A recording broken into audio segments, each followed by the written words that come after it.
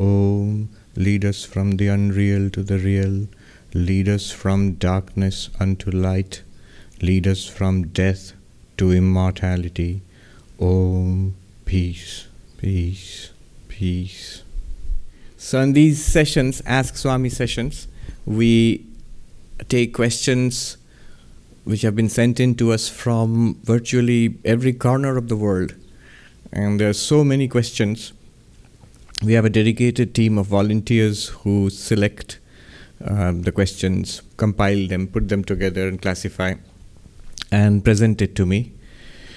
And I shorten the list further to the inevitable disappointment of large numbers of people. Sometimes it's not because the questions are not important. The questions are all good. Sometimes I feel, for example, it's a very good question, yet it's subtle and it cannot really be explained in one shot. It would be much easier if the person were present.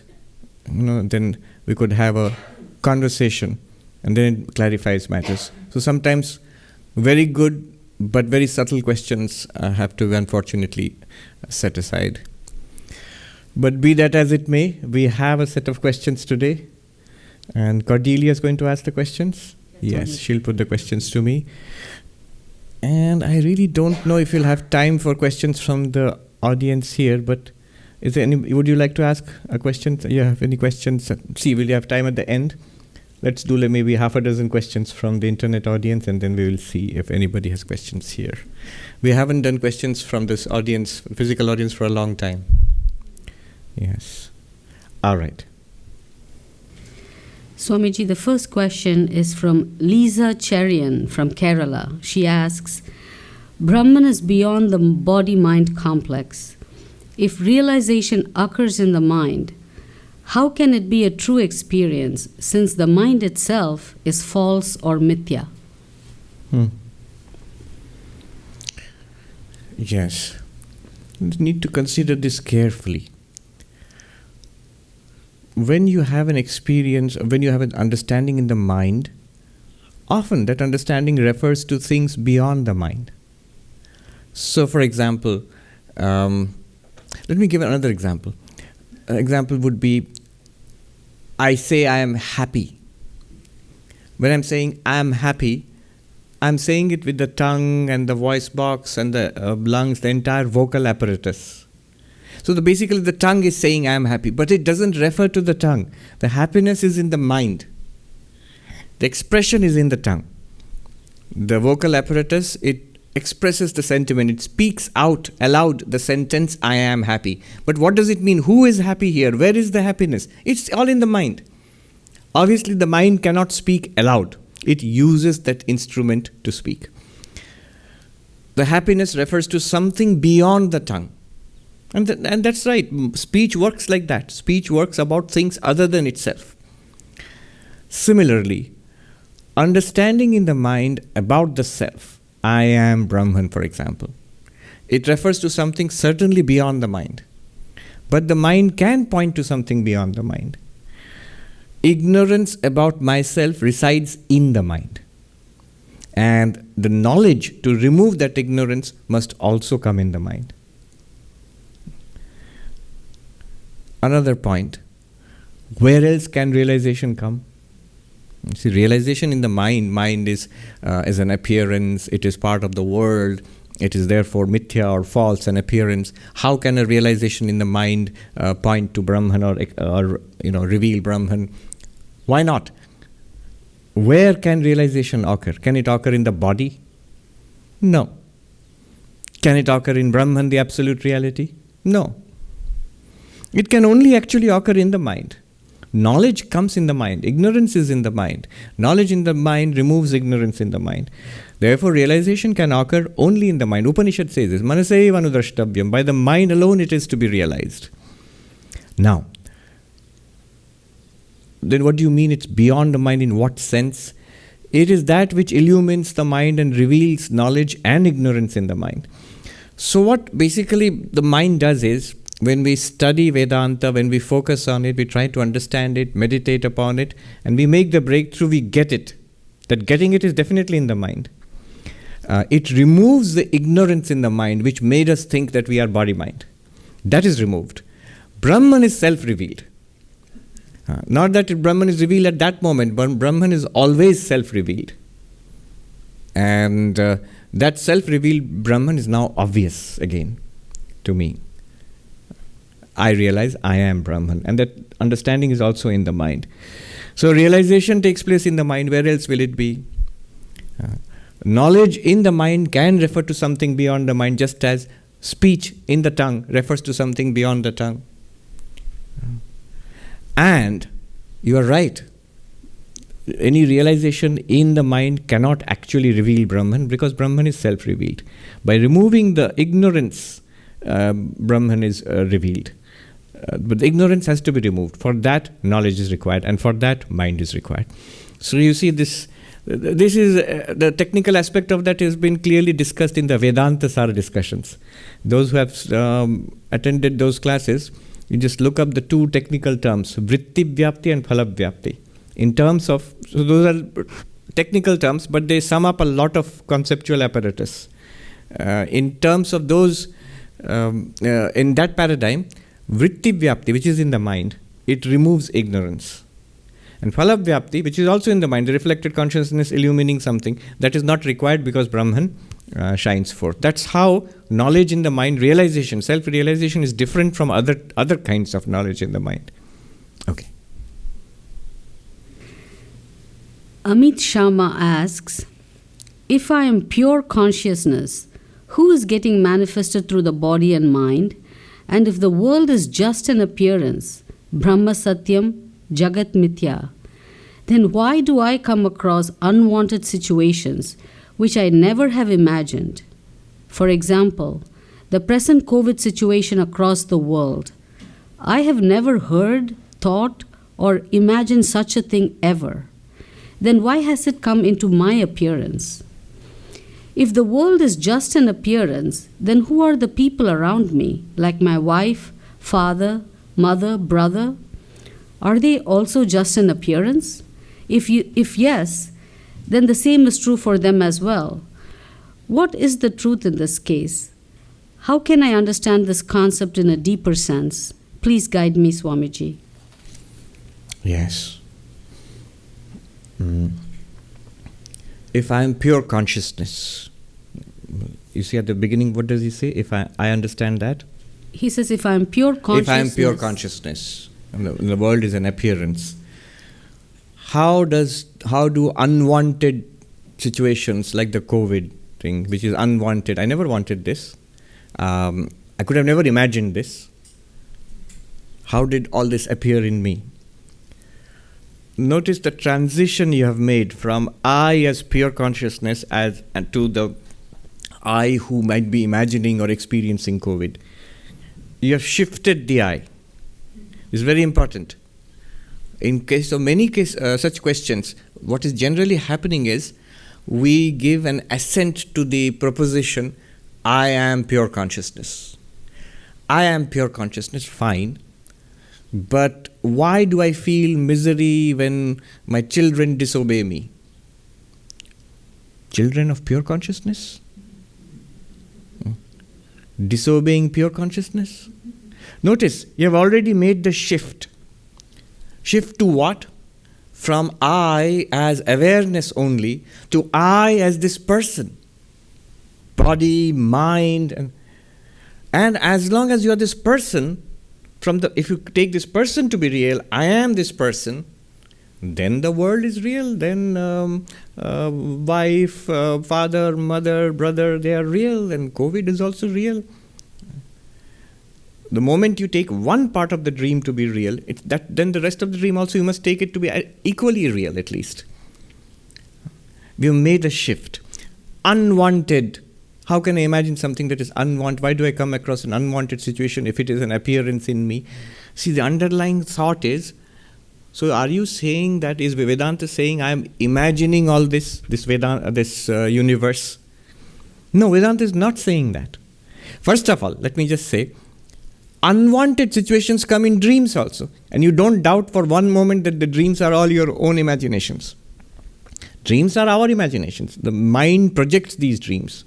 And in these dreams, don't we come across unwanted situations? Most of the dreams are unpleasant. Because they often reflect our anxieties and fears in the waking state, that generates these dreams. Therefore, a lot of unpleasant things come, which we don't want. And yet, we are imagining that. Anyway, that's just an example. But my main point is, the moment I say, here in the world, there are so many things I have never imagined, I'm coming across them. So many extraordinary things are there. I am talking as an individual being then. But Vedanta never says that this world is the imagination of, one individual. That you, the person, Amit Sharma, Amit Sharma, are the source of this universe. No. That is beyond megalomania. Mm-hmm. No, not in that sense.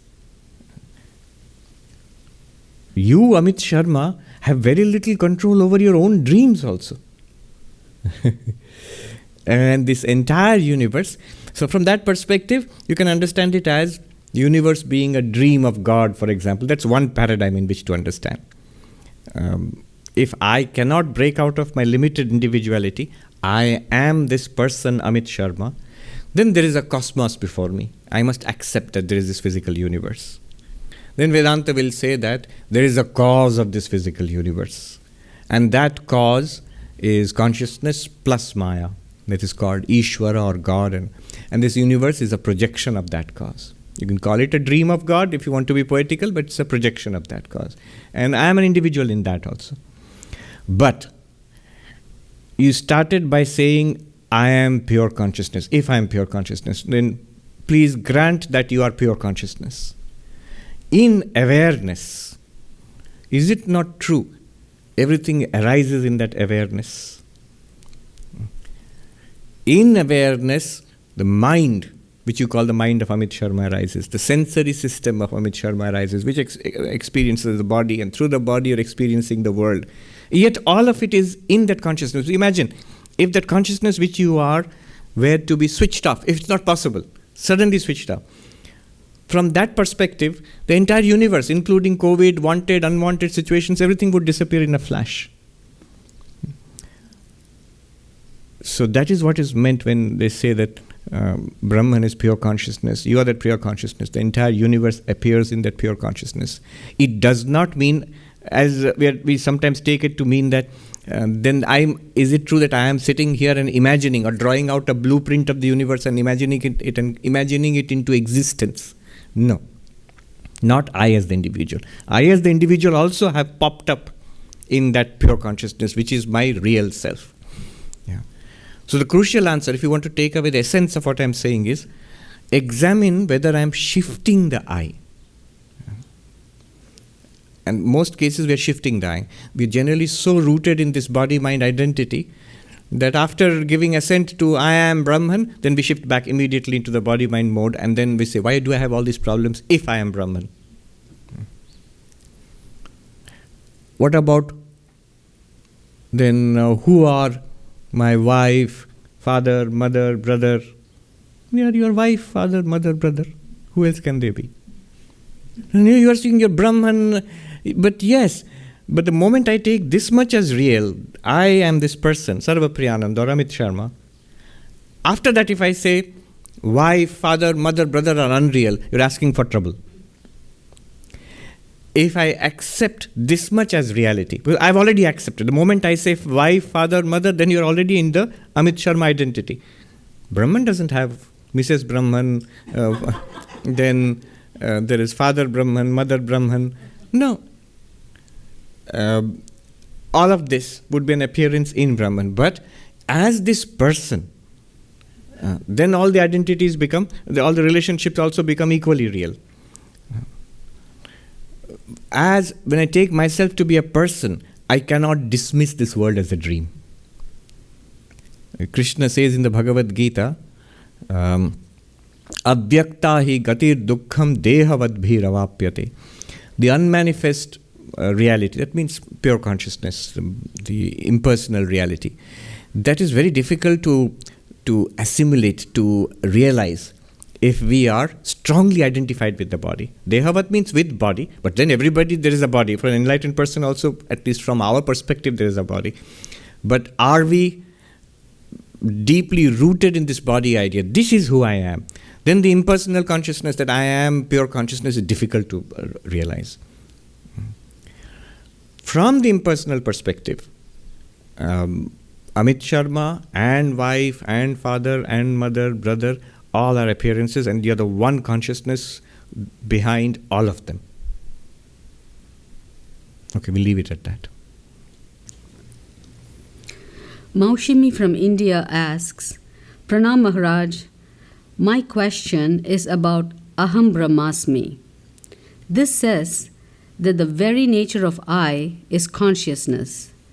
This I, the pure consciousness, gets reflected in the mind of the subtle body, and in ignorance becomes I, the ego, and then starts all the worldly problems.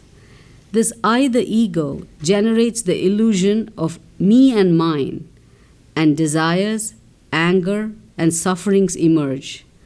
Thus, this ego I sets the wheel of karma in motion. Is my understanding correct? Yes. Yes. Yes, more or less you've got it right. The first sentence which you said, this I is pure consciousness. The I. Yes. So the understanding is correct. The paradigm is right. You've got the structure right, essentially. So one may change a little word here and there. That does not matter. What one must do now is, having got your framework right, try to trace it back in your own experience. Do you know that the ego, you've already said it, the ego which I experience right now, the feeling of I, is actually a composite. There is, as she has written, there is the mind there and the reflected consciousness there. And the reflected consciousness is not separable from the original, the pure consciousness, Brahman. So if you trace it back, how do you trace it back? Use any of the procedures we have talked about in Vedanta, like Drigdrishya Viveka. Start with an object outside. I am seeing that object. From that object, come from the awareness of the object, come to the awareness of the eyes which are seeing. From the awareness of the eye means just be aware of it. From the awareness of the eye, track it back to the mind, which is considering or paying attention to the eyes. From the thought in the mind, go back to that which is aware of the thought. In this way, realize that I am that witness consciousness, that impersonal awareness. Then use the mind, the intellect itself, to consider the nature of this impersonal awareness. Note that it is not a body. So it cannot be fat or thin. It cannot be a baby or a middle-aged person, an old person. It is not subject to the illnesses and the pains and aches of the body. It is not a mind. It's not subject to the ups and downs of the mind, the pleasures and pains, the frustrations, anger, misery of the mind, and so on. Notice how it is free of all what I consider to be my problems. And yet I have said I am that. So I am that which is free from all the problems which I considered to be my problems. In this way, notice that I, the pure consciousness I, is free of suffering. So this is the cessation of suffering. Note it not just as a possible intellectual conclusion, but as a fact. It must be so from that perspective.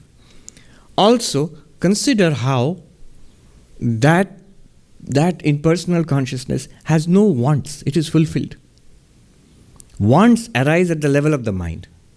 But that which is the witness of the mind, which is not colored by the mind, which illumines the mind's wants and the mind's fulfillment or frustration, that one is neither does it want anything, nor does it need fulfillment, nor does it ever have frustration. It is ever fulfilled in that sense.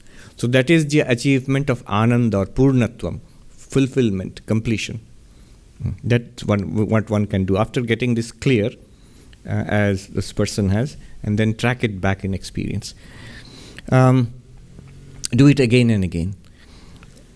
The way you read it in Vedantic texts you will see that the advice seems to be that you track it back and then remain immersed in samadhi, and that's very difficult for most of us when the mind is not trained. What we can do is, if we cannot become immersed in that thing, but we get an insight into it.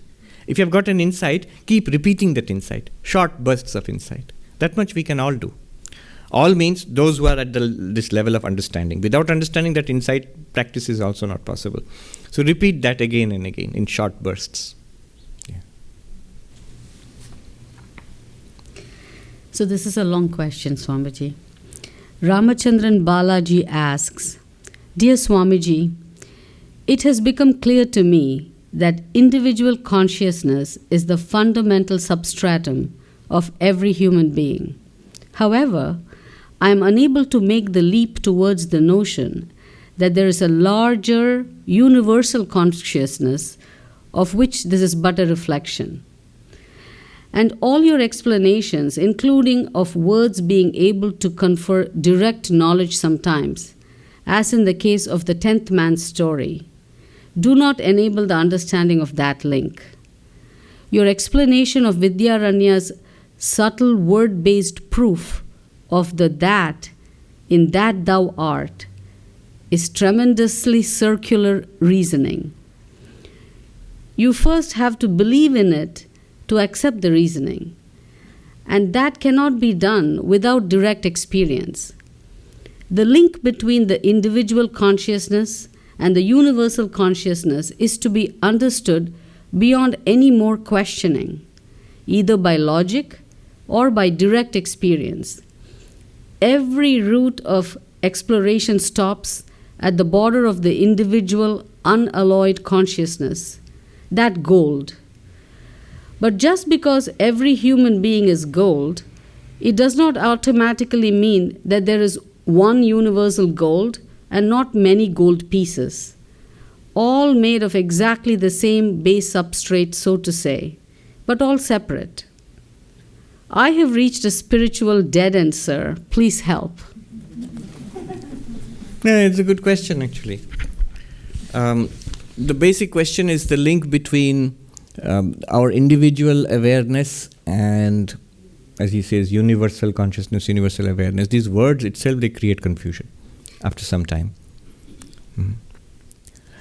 The first sentence which he wrote, which Balaji wrote, that I am convinced that pure consciousness is the substrate, the fundamental substrate of all human beings. Individual consciousness is the fundamental substratum of every human being. Individual consciousness is the fundamental substratum of every human being. I am convinced, he says. Now, what I would say is that pay attention to that conviction. If you are clear and convinced about that, notice that. You're saying individual consciousness. But notice the nature of that. The moment you say consciousness is the fundamental substrate of each human being, notice what a big leap you have made, what a big progress or advance you have made over common sense idea of human beings. For example, medical science. What does medical science, if you say fundamental substrate of every human being, what would a doctor say? What would a physician say? What would a biologist say? Which is the fundamental substrate of every human being, fill up the blanks, they would say it's the body. Why? Because the idea is consciousness. Balaji says consciousness, individual consciousness is the fundamental substrate of every human being.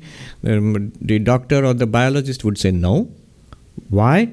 Because consciousness is a product of the brain. The brain is a part of the body, and the body, without the body, there is no consciousness. Without consciousness, there is the body. That is the materialistic, reductionist approach. And that's common sense. That's the common knowledge, at least right now. When you say consciousness is the fundamental substrate of every human being, notice what a big jump you have already made. What you are already saying is that if consciousness is my fundamental substrate, that means my fundamental reality is consciousness, not the body. Which means I am not the body. I am consciousness. And if it's fundamental, then the consciousness can exist without the body. You've come to this point. I am not the body.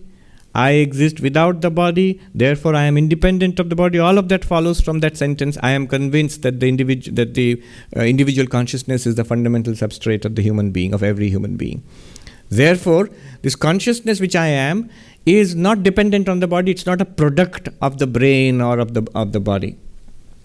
This is the position you have already accepted.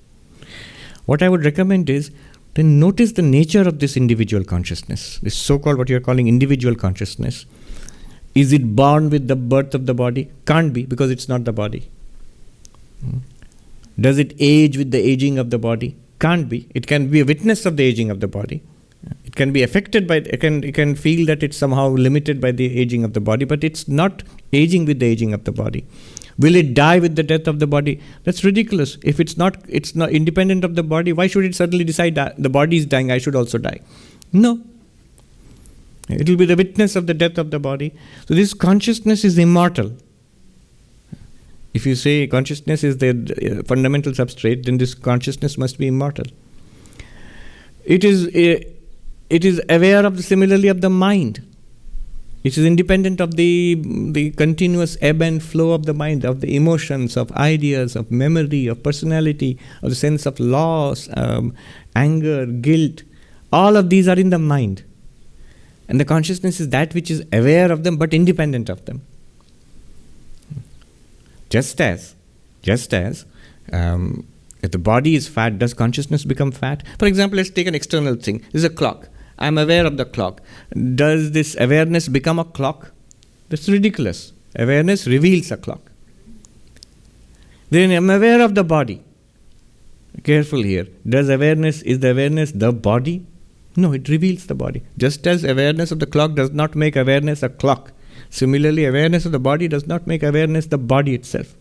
Awareness of the contents of the mind does not make awareness the mind itself. So awareness is independent of body, external world, body, mind. What a huge thing. The miseries and the anxieties and the fears of the mind, they're all revealed by consciousness, by awareness, just as this clock is revealed. But the awareness is not miserable or anxious or fearful. So we have got this. An awareness, consciousness, which is immortal, which is free of the miseries and sufferings and limitations of the mind, and reveals them, but it's not colored by them. Like the vast blue sky in which various clouds float, come, disappear. Similarly, the awareness is this space. In fact, it is considered as a space in Vedanta called Chidakasha, the space of awareness, in which various kinds of constellations of thoughts, feelings, emotions, which we call a personality, floats up and then dissipates. And you have said that is the fundamental substrate. That means the substrate. That means you are that.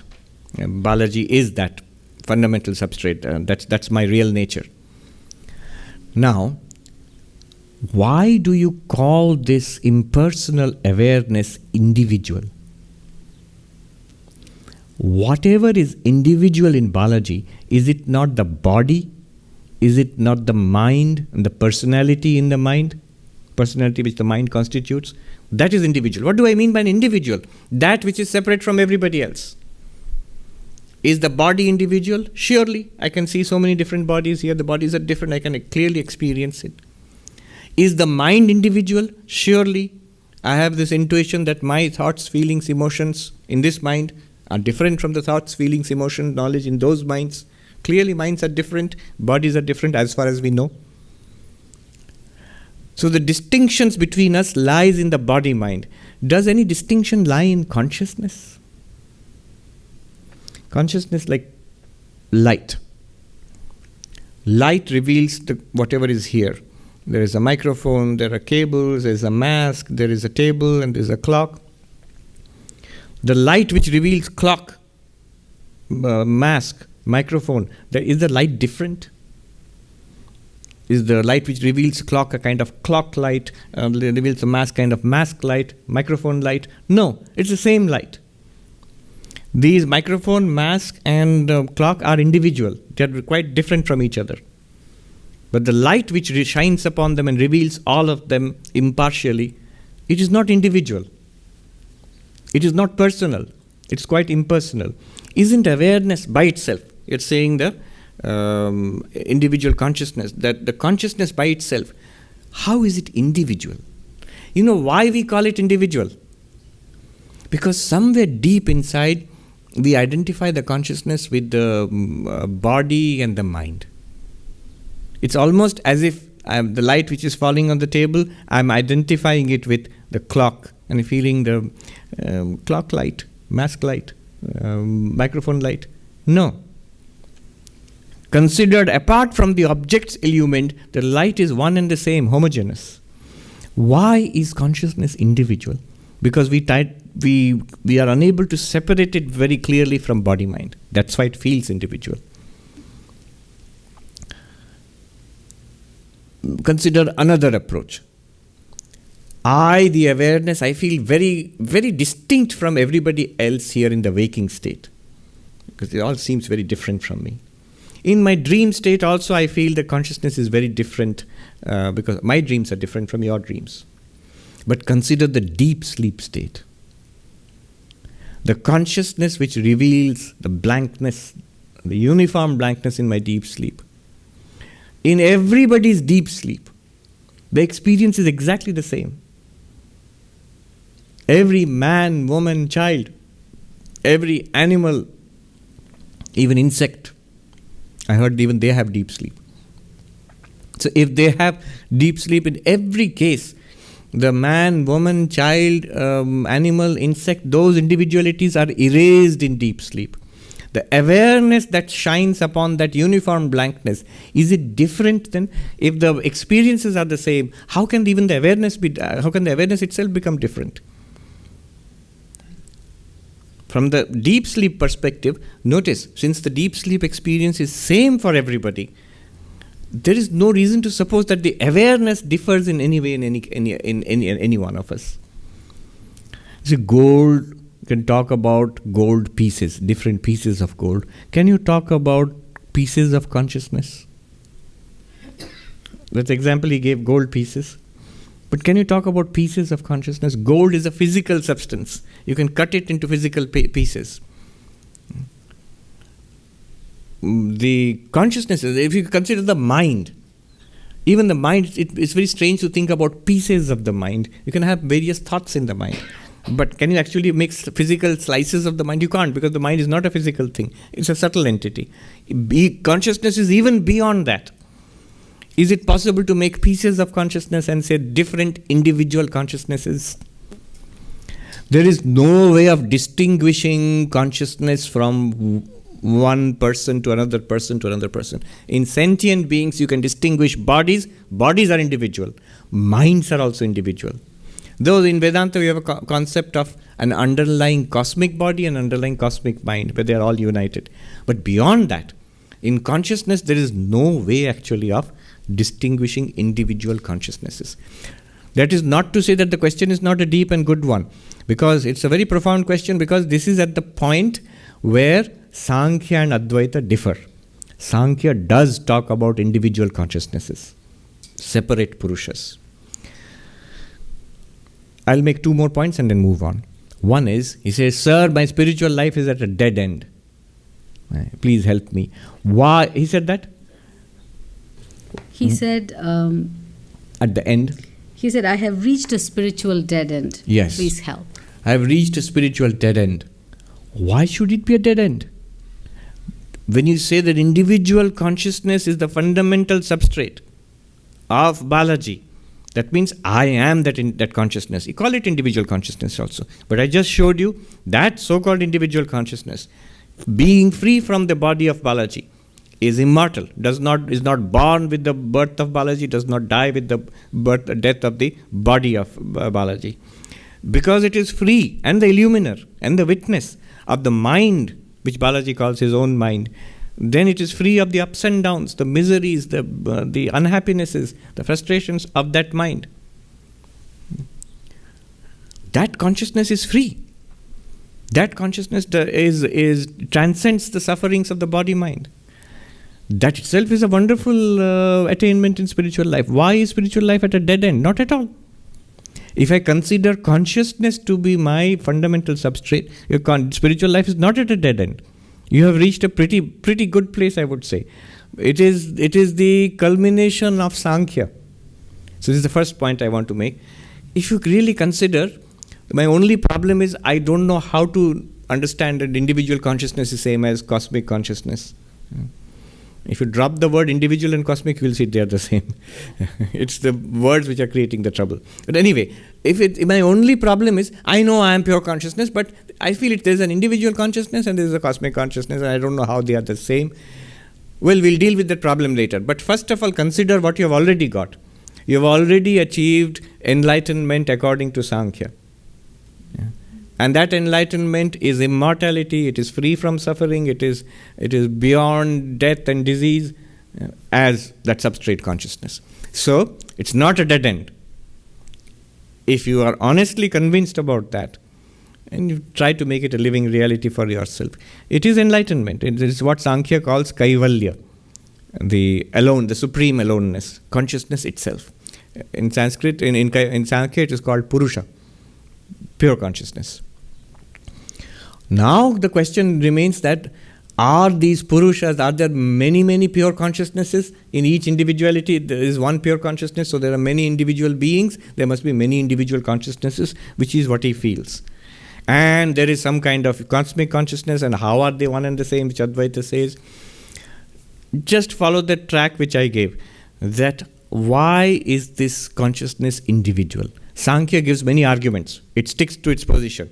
So no, how can consciousness be one?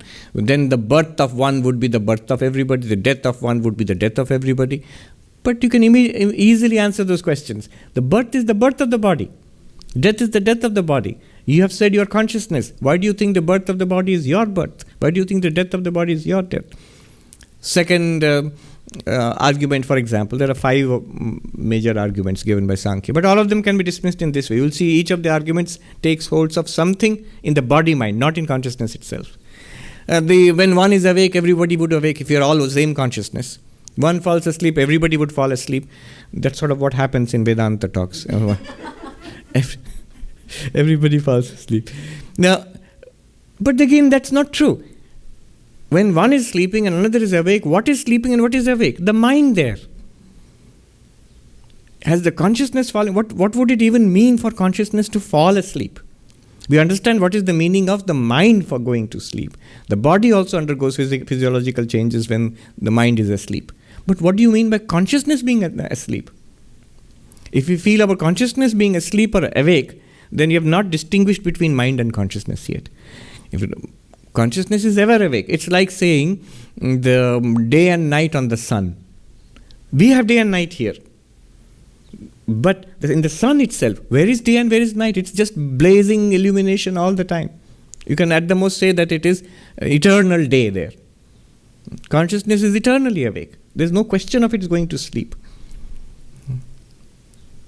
So, one will be awake, one will be asleep, then the consciousness must be different. This Sankhya argument does not hold good. Another Sankhya argument.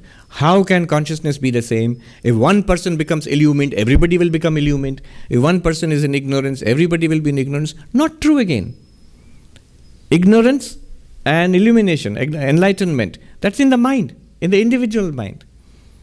Guru is enlightened. Does not mean that necessarily it would be a good thing that the Guru is enlightened, then we all disciples will also become enlightened, we'll get the benefit of. But unfortunately it doesn't work that way. Because the difference is in the mind, but difference is not in consciousness. So every argument which Sankhya puts up is pretty easily dismissed by Vedanta. And therefore Sri Krishna says, Kshetragyam chapi mam vidhi sarva kshetreshu bharat. In the 13th chapter of the Bhagavad Gita, says, know me, O Arjuna, to be the one consciousness in all of these beings. No individual consciousnesses. He says that which is the witness of the body-mind, know that you are that. Fine. Immediately Arjuna will have the same question as Balaji. So I am this, but in Duryodhana, in Bhishma, in Karna, in my brothers, in all of them, There are bodies and minds. There must be separate knowers of the body-mind.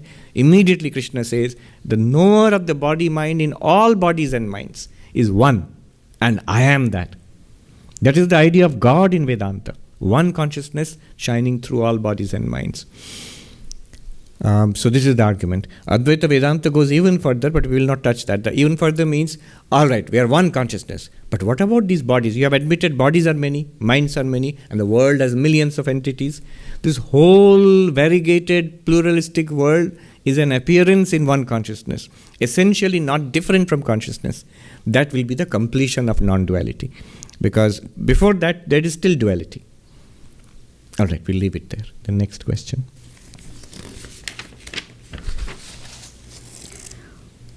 Uma Kambampati asks, I'm currently listening to Vedanta Sara. In the last lecture, you explained how existence and consciousness are one and the same. Please, can you extend this to bliss as well? How is bliss the same as existence and consciousness?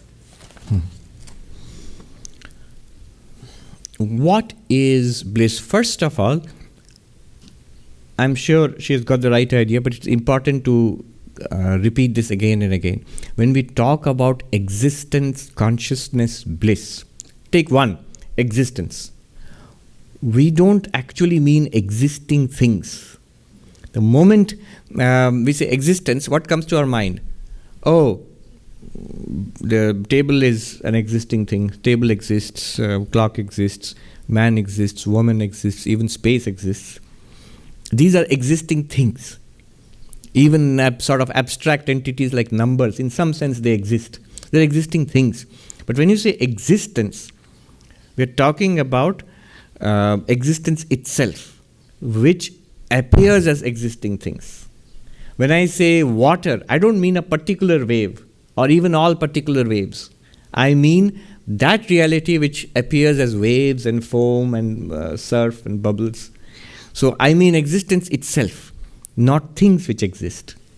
So I get it. So similarly, when we say consciousness, I don't mean conscious experiences, happiness, pleasure, knowing something, seeing, smelling, touching, eating, drinking, thinking, understanding, loving, hating. These are all experiences illumined by consciousness. But consciousness is one and the same and unchanging.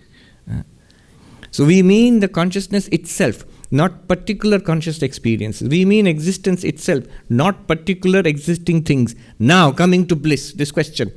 When we say bliss or ananda, we mean bliss itself, ananda itself, not particular feelings of happiness. The moment you say bliss, immediately, unthinkingly, it's a nice feeling. We think of a smiley face. Now, are there two different? Are particular feelings of bliss different from bliss itself? Are existing things different from existence itself? Are conscious experience different from consciousness itself? No. Just as waves are not different from water, ornaments are not different from gold, the things which exist in this world or appear to exist, they are not different from existence. Existence appears as those things. All our conscious experiences are made possible by consciousness, by the illumination granted by consciousness. All that we consider happiness and fulfillment is made possible because of bliss or ananda. Alright, so this is what first thing. What is the point here? Don't immediately think when you say bliss, it is some kind of nice feeling. The world gives me some nice feelings. If I meditate and I am peaceful, it gives me some nice feeling, and ultimately enlightenment will give me an even nicer feeling. That nicer feeling must be bliss. No. But those nice feelings are not separate from bliss. They are made possible because of that bliss. Now, what is that bliss and how is it the same as existence consciousness?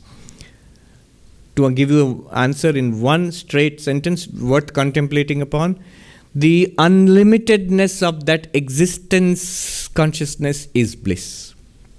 I will repeat again, worth repeating.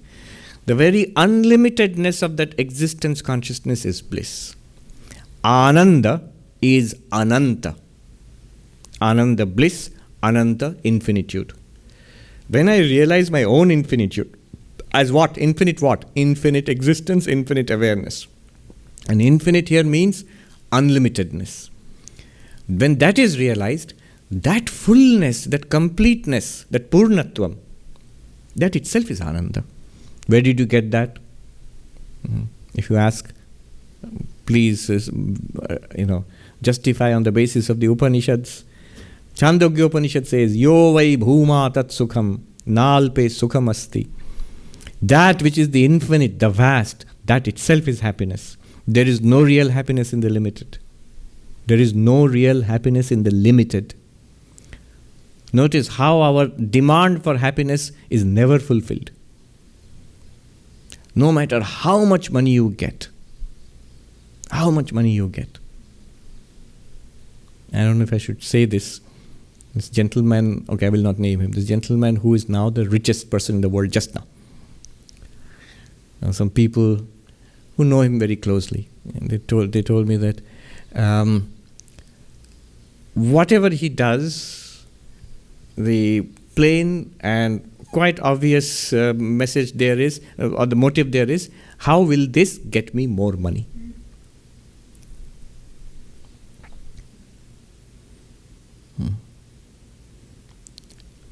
So the richest person in the world, whose individual value is what, $188 billion, something like that.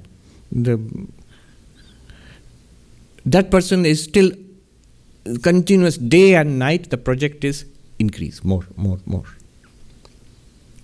As I am interested in any project, but which will give me back many times the return of which I put into it. Not satisfied. Whether it is money or pleasure seeking or name and fame or achievement, power, there is no limit to what we want. Why? It seems a horrible thing, but actually it points to something very wonderful in our nature. It's because our nature is infinite bliss, this completion. And that completion is not possible with money, power, name and fame, appreciation in the world outside. We are trying to fill, in the words of the poet, a God-shaped hole with something which is not God-shaped. Only the infinite can fill an infinite hole. And that infinitude is available to us. That's our very nature.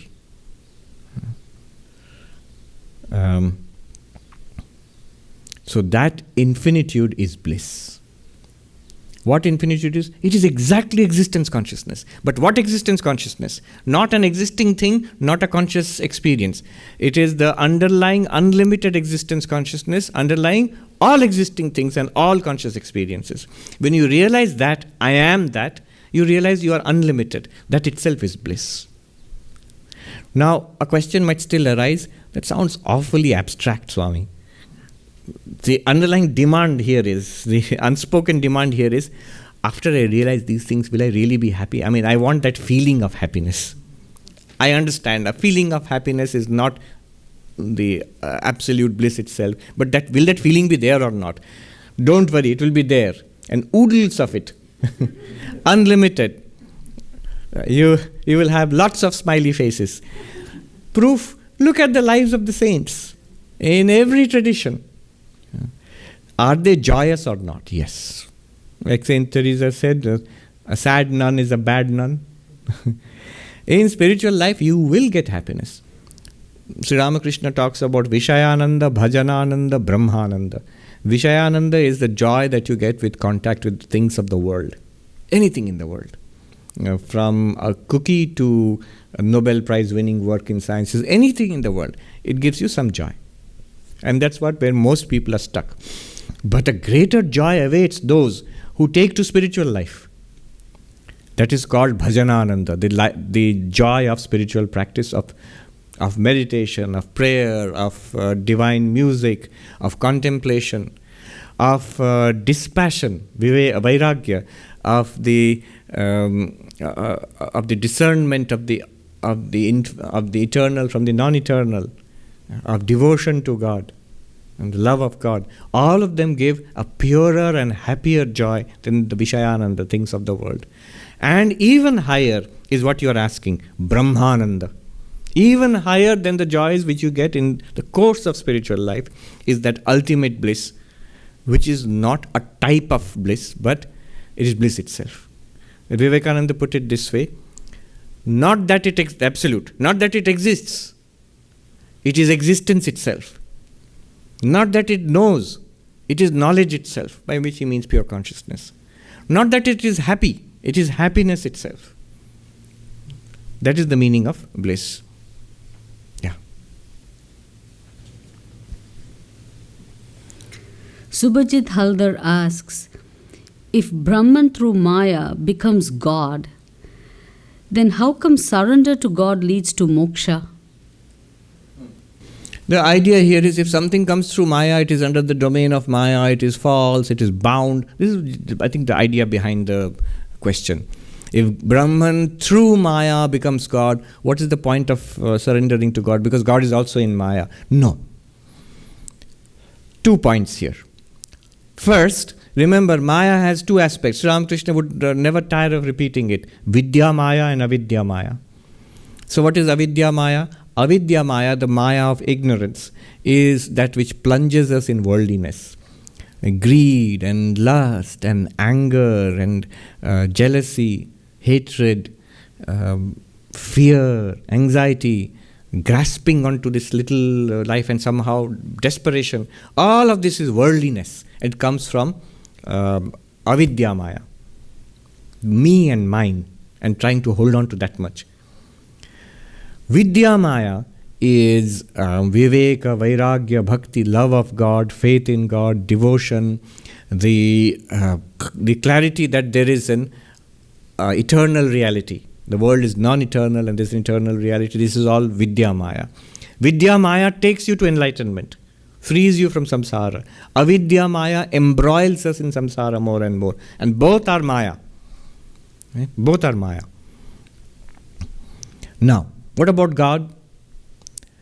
So in Advaita Vedanta, where this question comes from is in Advaita Vedanta, the absolute reality, Brahman, existence, consciousness, bliss, is what we call the God of religion when it is associated with Maya.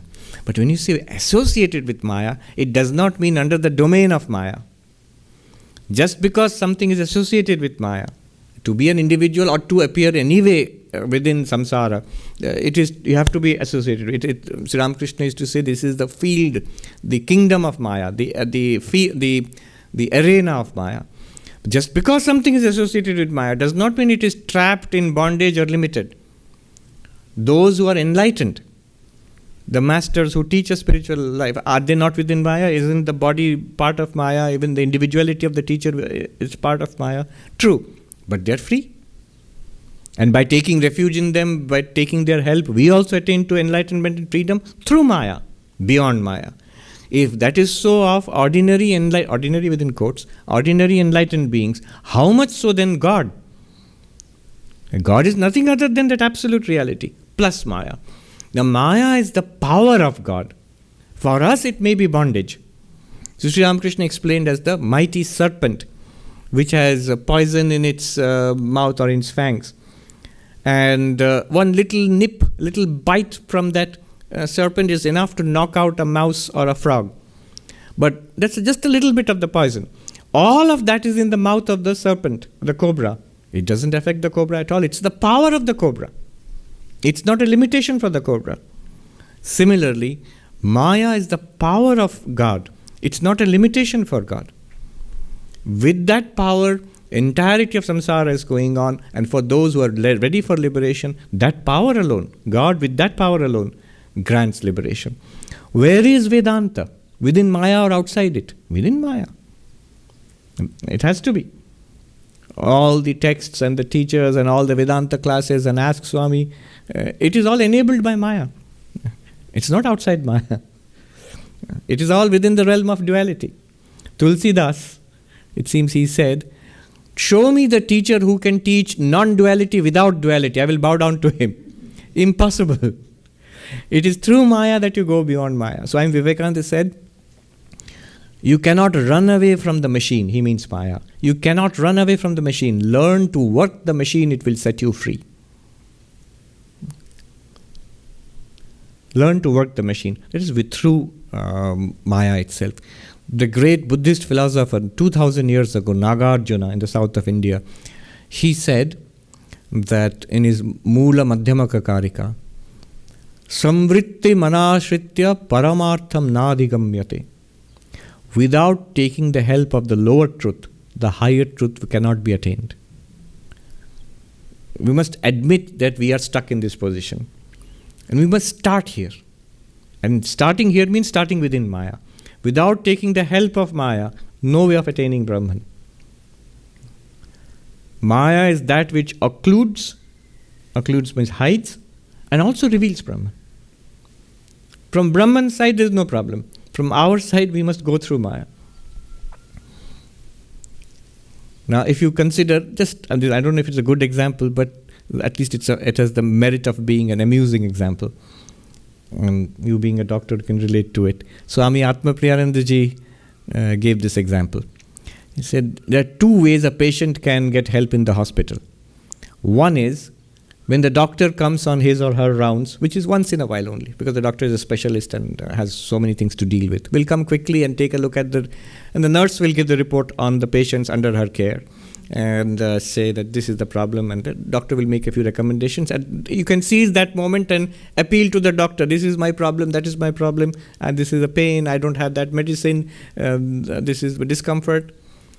And what can the doctor do at most? The doctor will say, all right, I'll tell the nurse to deal with it. Now the nurse is going to be annoyed with you, because all of this is a complaint against her. Or you can do the other thing. You can take help of the nurse. You may say, I am suffering this much. This is my problem. Can you help me? And the nurse will say, all right, my dear, I'll take a look at it. I'll settle it for you. But if you complain to the doctor, the nurse is going to be slightly annoyed with you. I'll fix you. Wait, let the doctor go. The doctor is going to come once a week only. I am always there. So, one good way is to take hold of Maya. Maya, of course, not in the Vedantic sense. Here, Maya refers to the Divine Mother. Get hold of Maya, to surrender to Maya, and Maya will help you out of samsara towards enlightenment. If you complain to Shiva, at the most Shiva will say, I'll tell the Divine Mother to look into it. That's what Shiva can do. It's her arena. So that was an example given by Swami Sarvapriyananda. Yes. Next. Calvin from Toronto asks, why is it that self-enquiry does not take, and the inward turning that is supposed to directly reveal the self does not occur? For example, it is clear to me that logically I cannot be the body. It's an object to me, an inert physical mass, while I am consciousness, intelligent and aware. Yet, however many times I repeat this inquiry, and notwithstanding being intellectually convinced, the feeling I am the body persists. At one level, I can provide my own answer. It is because the enquiry is only intellectual. But that begs the question, what is missing? What can I do to make what my intellect recognizes as truth into living reality? This is a good question. And many people who seriously follow this path will come to this juncture at some time or the other. Calvin, you said, from Toronto. Yes. All right. First of all, let me just remove a minor, let us say, hiccup. And said that I understand the problem is at least this much, that it's inquiry is intellectual inquiry. All inquiry is intellectual. Inquiry cannot be in the kidney. It has to be in the intellect. Right? It can't be in the intestines, it can't be in the hand, it can't be in my pocket. It has to be in the it's a function of the intellect to inquire. So vichara, Vedantic vichara, inquiry is intellectual. Now, what you are saying is a major problem. Anyone on the path of knowledge will face this. After some time you follow this path for some time, it is not difficult to see what is being said here. It's a pretty clear analysis, and the logic is pretty clear.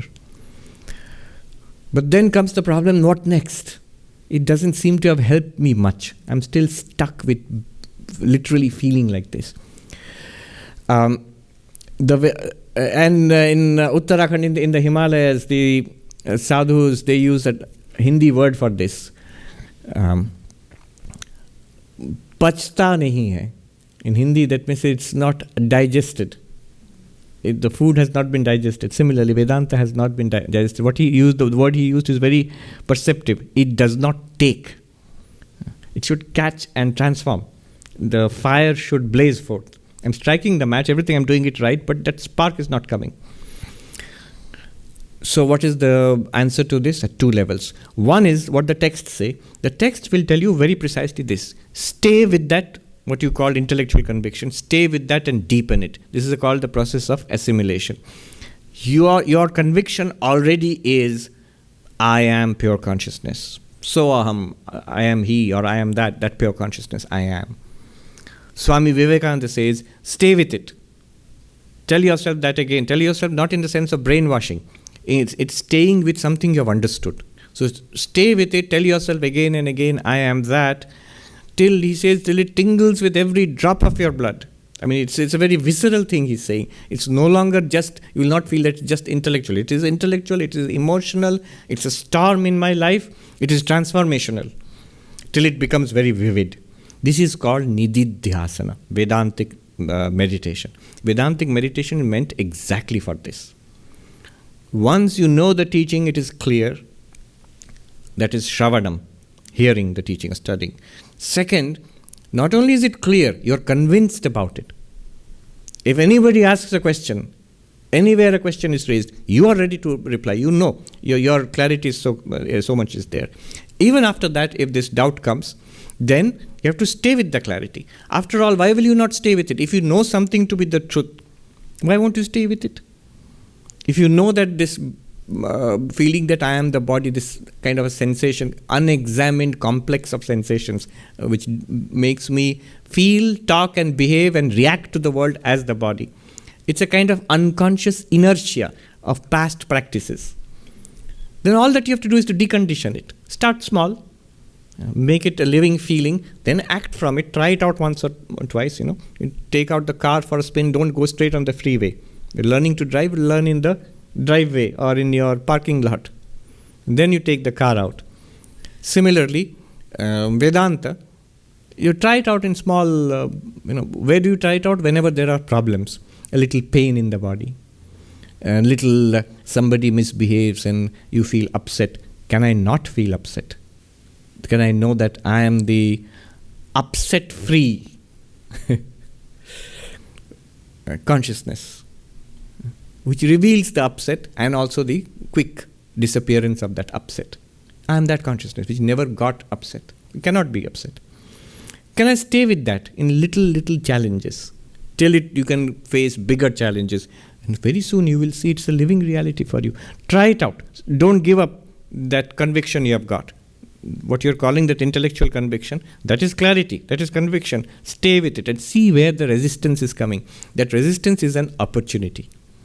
It's basically programming from the past. Nothing more than that, nothing to be scared of. Stay with the new light which has come.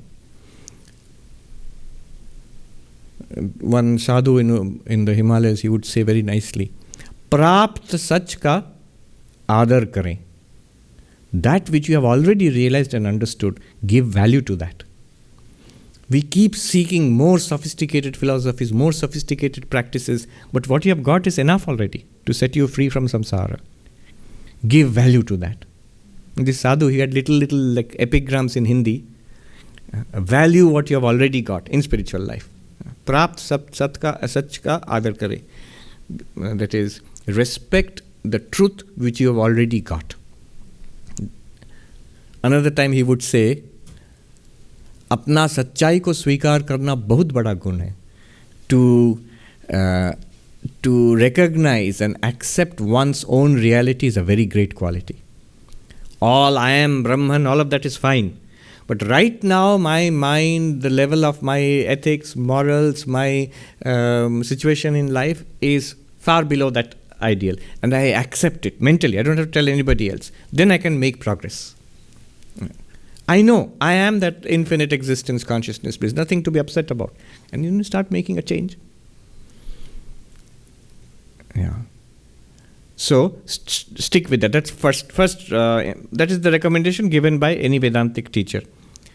But I'll give you some advice. And again, remember, this is not just for Calvin from Toronto. Not just for him. These questions come to different people across the world depending upon the kind of thinking you have got or the circumstances in life you face. So they are common. Questions are common to many people. That answer may benefit many others who have not asked the question. Similarly, this is one question. This answer I'm going to give now, the second point. The first point was Vedantic Nididhyasana. You have got a clarity, stick with that clarity. Stay with it again and again and again and face challenges in the world. Live with that. You will see it will become a reality. But the other one I'm giving is a more practical answer. The sticking point is not knowledge. The sticking point is also not Vedantic meditation. The sticking point for most of us is purity of mind. Is a more fundamental level of lack of preparation in spiritual life. That is generally the condition of most of us. Then how do you deal with that? The answer is, a very powerful answer is, you need help. You need help from whom? From Ishvara, from Guru. God will help you and the Guru will help you. You're lucky you are in Toronto. Go to the Vedanta Society of Toronto. Swami Kripamayanji is there. Talk with him. See if you can get mantra diksha, initiation into a mantra. When you get the mantra, you get, in the words of somebody earlier, a piece, like a piece of gold, you get a piece of God. I'm being half humorous here. But it's like a capsule which is given to you. It is the seed of God, let us say. It's called a God germ, maybe. That will germinate into the tree of God. I'm being poetic here. But initiation is very helpful in spiritual life. Mantra Diksha, very, very helpful. Many of the problems which Calvin is talking about, you have to work from a different angle at it. So, the most powerful method I know is initiation into mantra, Ishta mantra, a chosen deity, mantra of that deity, and method and the teachings about how to repeat the mantra and how to meditate, and start working on that for a few years at least. You will see it will clear up. You have already done the superstructure is sort of ready. Now the foundation has to be strengthened. Yes. Yes, go on. Swarnendu Swaha asks, Swamiji, I am 30 and starting my career in academic teaching and research in the university in West Bengal. Physical science is supposed to reveal the fundamental principle and the underlying reality of the universe. I have immense zeal to be able to contribute towards that end. Deep contemplation lately has put a seed of doubt in my mind. Since all this science and everything is under the domain of Maya, whether they are actually capable of revealing the truth about the ultimate reality or God, or do they, being under the domain of Maya, lead us to somewhere else rather than to the ultimate reality? The scriptures also classify science as paravidya or lower knowledge, incapable of leading one to the ultimate truth or God. I would love to know your thoughts on this. Pranams. Aparavidya, that is the lower knowledge. It's a good question, and often scientists, especially scientists who are in fundamental sciences like physics or mathematics, they become interested in spirituality, Vedanta, philosophical side of Buddhism. They become interested. I've seen that. In fact, some of the latest works of well-known popularizers, scientists who also act as popularizers of science, Brian Greene right here in Colombia, then Sean Carroll in Caltech, who wrote The Big Picture. Many of their books, their recent books, sort of the kind of final books they write, they are more philosophy than physics. They are more metaphysics than physics, you see, because they are interested. I think it's the same question, the different sides of it, which drives a person into physics and into spirituality. That's why many of the great physicists were also very spiritual people. They had this same fundamental question: what is the secret of the universe? Look at the question which starts Vedanta. In the Upanishads, the question which starts Vedanta, what is the quest? What is that by knowing which everything here is known? Mundaka Upanishad. Kasminno bhagavo vigyate sarvamidam vigyatam bhavati. What is that, sir, by knowing which everything here is known? It's a scientific question, actually. It's the counterpart of the question, the drive for the grand unified theory. One thing to explain everything. So one understands that at least those working in physical sciences, not necessarily, but many of them do have a spiritual quest, a quest which a Vedantin would recognize that yes. Now, can one approach the ultimate reality, Brahman, through science? If not, why not? If yes, how? And is the pursuit of science a distraction from attaining the knowledge of the ultimate reality? So I'll answer these questions quickly. Can one attain the ultimate reality through a pursuit of science, physics, for example, or mathematics? If yes, let me say first of all, no. Why not?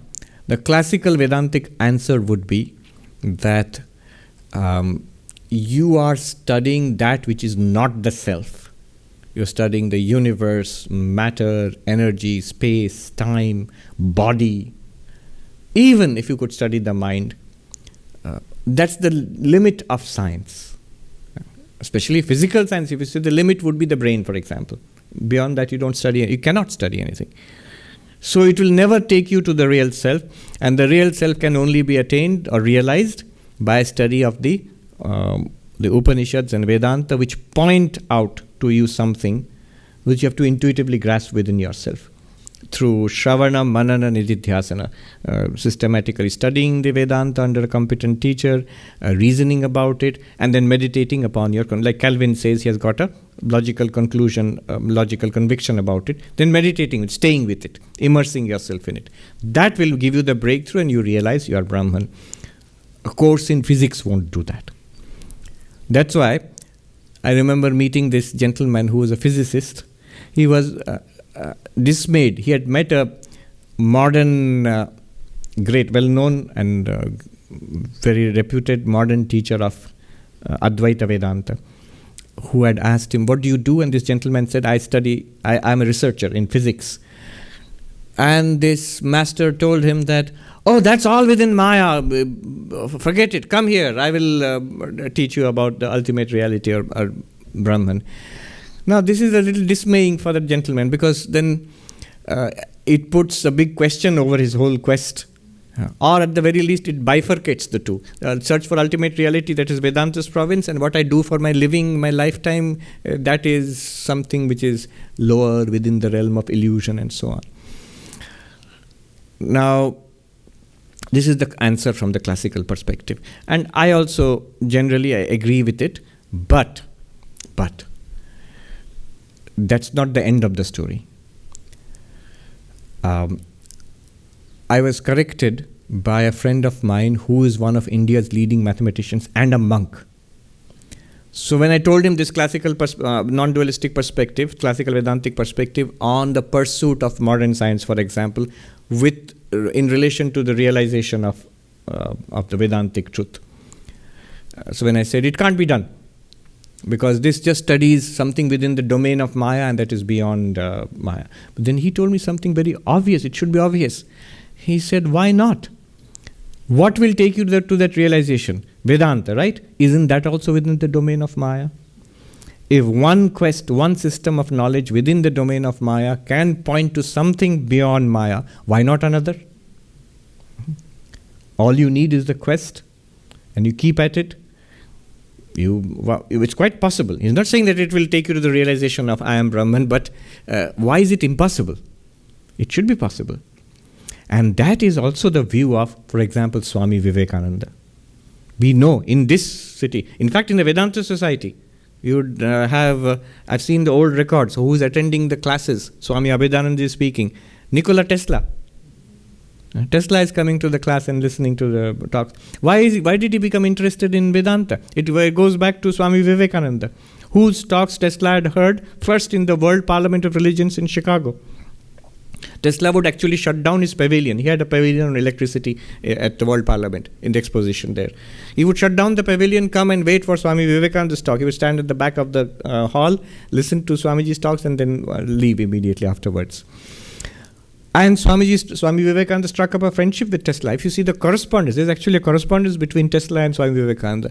And Swami Vivekananda felt, Tesla said, he would be able to demonstrate the cosmological principles of Sankhya using modern science and mathematics. I don't think anything came of it because physics and mathematics at that time were not developed to the level with what it is now. I'm sure Swami Vivekananda would be very interested in what is going on in physics and mathematics today. And not that it's exactly what Vedanta is saying. That would be too cheap. We still have to work at it to see how they can complement each other or they can point in the same direction. So, this is the second answer. Yes, the pursuit of modern science, physics, mathematics, and why just limit to physics and mathematics? Why not the life sciences, especially consciousness studies? Why can it not lead to Vedantic conclusions? It can, and there are a lot of work being done in that respect now. Then the last question is, so is my general study of physics, is doing research, is it a distraction? Will it take me away from the realization, the Vedantic realization? I would say no. Is it a useless pursuit? No. Even if you say it is within the realm of Maya, it still is a scientific investigation into the transactional world, this Vyavaharika world. And any number of details, any number of, like deeper understanding of what's going on in this world, it's welcome. What you're doing is always useful and helpful. It's not to be dismissed. So, it is a helpful pursuit. But will it lead to spiritual realization? Here, Sister Nivedita says that Swami Vivekananda told us, she writes in the introduction to the complete works of Swami Vivekananda, Swami Vivekananda told us, art, science and religion are but three ways to the same realization. But you need Vedanta to understand this. What you're trying to accomplish through Vedanta also can be accomplished through art and science. It's a new and radically new way, a very Vivekananda way of looking at, a fresh look at spirituality in this modern world. It can be done. So Vivekananda was convinced. It's not a vain pursuit. But it also must be consciously done. That if my purpose in doing physics is to become the head of the department and publish a few papers, then that's it, that's the limit. But if I have an inner quest to find out what is true ultimately, so yes, most valuable and worthwhile and should be pursued. We live in the age of science. It is, notice, with the classical teachers of Vedanta, I'm fully with them in this much, that Vedanta stands on its own legs, on its own glory. It was true and valid long before the age of modern science. It continues to be true and valid in the age of modern science without any help from modern science. I'll be as clear as that. But we are also in the age of modern science. We must be people of our age, not people of the classical age. Just as they were true to their own environment and civilization, we also must be true to what is true here, what we have found out. It's a glorious age to be alive in. So this idea of matching and reconciling and assimilating science and Vedanta, it's a good project, though many traditionalists might be opposed to it. Okay. Right. Abhay Kulkarni asks, in one of your talks, you have used the analogy of a child going to a movie theater to watch a movie. The father is trying to explain to the child what a movie screen is. But wherever he points, there is only the movie playing. I think the analogy is to explain Brahman as the substratum of everything. But I was wondering, If the movie projector is turned off, you can see the screen. So if we turn off the world using Raja Yoga and Patanjali Yoga Sutra techniques, wouldn't we all witness ourselves as Brahman? If this is the case, why is Raja Yoga not superior than Jnana Yoga? Isn't experiencing something better than having the knowledge of something? All right.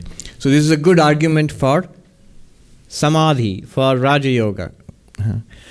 What is the argument here? What does Raja Yoga do? It says, Samadhi Chitta Vritti Nirodha. That's the second sutra. When all the vrittis of the mind cease, that is called Samadhi. And notice, a lot is involved there. Because the entire universe, as he says, switching up the entire universe to us, to experience the universe, ultimately it must come in the form of vrittis in the mind. You must either see it, hear it, smell it, taste it, touch it, think about it, understand it, remember it. This is how we experience the universe. Just that the universe exists is not enough. It must enter into our minds. The moment it enters into our minds, what do you mean entering in our minds? Our minds have thoughts about it. When those thoughts cease, you will not experience anything. When you do not experience anything, I mean the word very carefully, anything, then no thing is experienced. Then what happens? Tada drashtu swarupe avasthanam. Then the witness consciousness remains in its real nature. When the mind ceases to break out into waves. And Swami Vivekananda gives a very nice explanation of a lake, a placid lake. When there are no ripples on the surface of the lake and the water is very clear, two things are necessary. The water must be clear, not muddy, and the lake must be without any waves or ripples. In this very place, just imagine like glass-like water, so clear and transparent. You can see straight through to the bottom of the lake. Similarly, the witness of the mind becomes very evident when consciously, by deliberate effort, the mind is stilled for a while. So what? Then you realize, I am not the mind.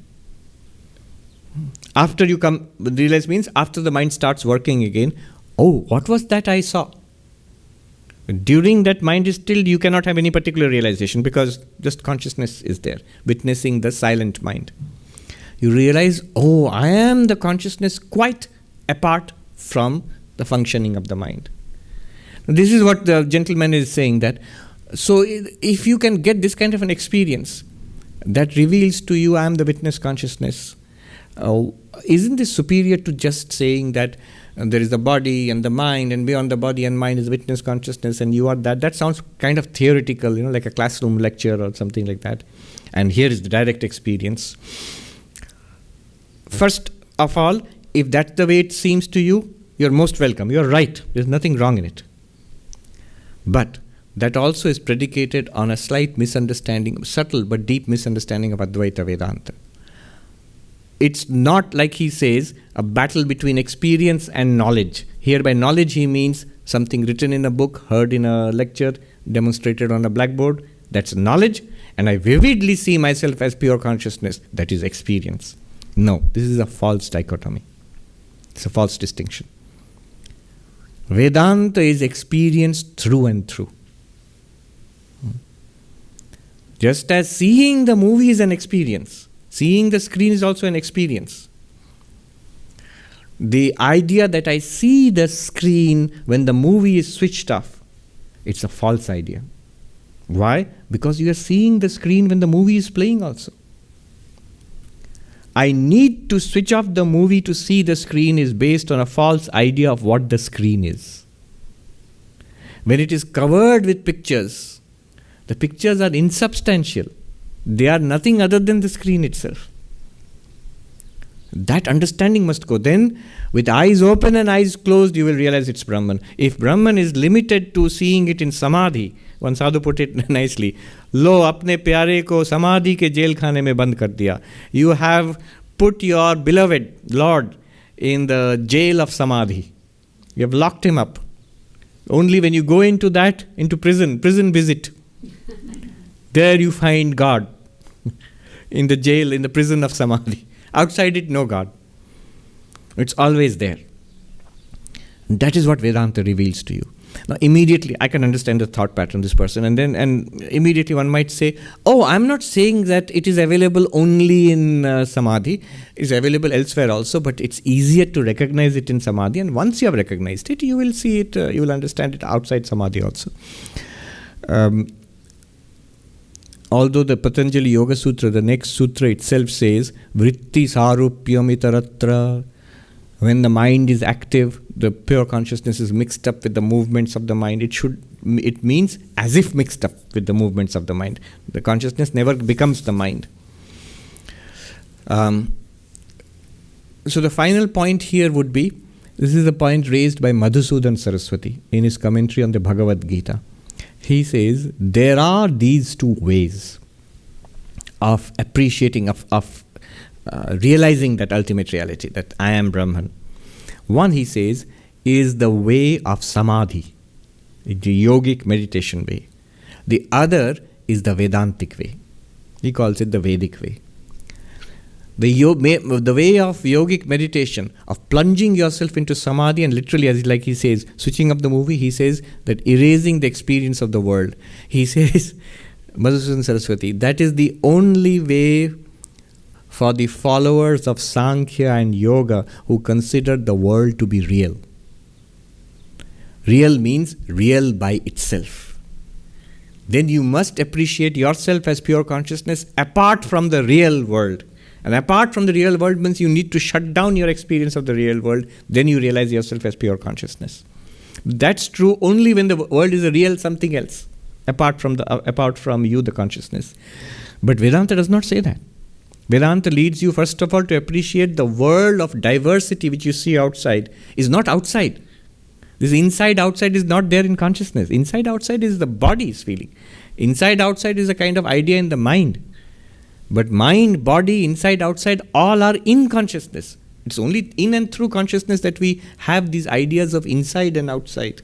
Mind and mind-independent reality in consciousness only. If that can be, it's a subtle point, but if that can be appreciated, then the argument for yogic samadhi falls apart. Madhusudan Saraswati there says, many people miss that point.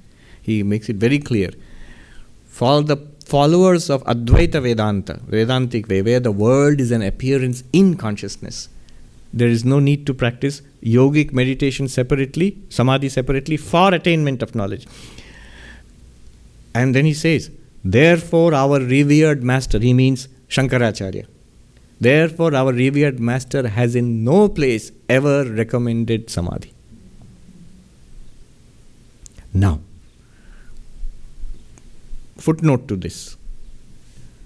So samadhi, yogic samadhi is not useful for Advaitins? No, that is also not true. It is useful. It's useful for a different purpose, not for enlightenment or realization. It is useful for what Calvin said from Toronto, for driving in that realization, making it a living reality, overcoming the past conditioning. Nididhyasana, technically speaking, Nididhyasana, Vedantic meditation, leading to samadhi also. The purpose of that would be to overcome the problem called Viparita Bhavana, contrary tendencies and ingrained patterns of behavior. Immerse yourself in what you have already realized. Not waiting for samadhi to realize it. You have already realized it by Vedantic inquiry. What is Vedantic inquiry like? Shravana Manana. You have already realized it. You have already got conviction and clarity. Now stay with it, and there yogic samadhi is one of the powerful ways in which you can immerse yourself in already gained realization. Do Advaitins practice yogic samadhi? Certainly. You'll see in the lives of many great non-dualist masters, they practice very deep samadhi, and again. But the purpose is different. Good. So we have had a very nice set of questions. I pray to the Lord to bless all of us with insight, with purity of mind, with strength of mind, with peace of mind. May our lives become a blessing to ourselves and to all those around us. Om Shanti Shanti Shanti. Harihi Om Tat Sat. Shri Ramakrishna Arpanamastu.